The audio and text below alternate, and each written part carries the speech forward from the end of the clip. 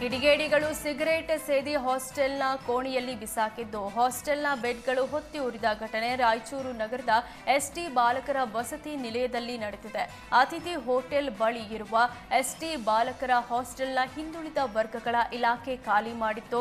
ಆದರೆ ಹಳೆಯ ಬೆಡ್ಗಳನ್ನು ಒಂದು ಕೋಣೆಯಲ್ಲಿ ಹಾಕಲಾಗಿತ್ತು.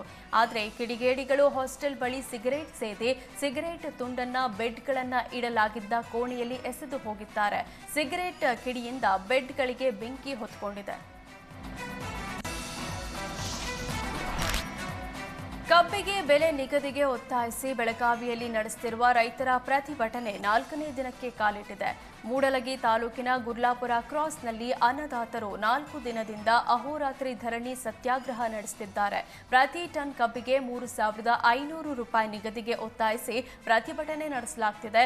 ಇಂದಿನಿಂದ ಚಿಕ್ಕೋಡಿ ಪಟ್ಟಣದ ಬಸವೇಶ್ವರ ವೃತ್ತದಲ್ಲಿ ನಿಪ್ಪಾಣಿ ಮುಧೋಳ ರಾಜ್ಯ ಹೆದ್ದಾರಿ ತಡೆದು ಪ್ರತಿಭಟನೆಗೆ ಮುಂದಾಗಿದ್ದಾರೆ.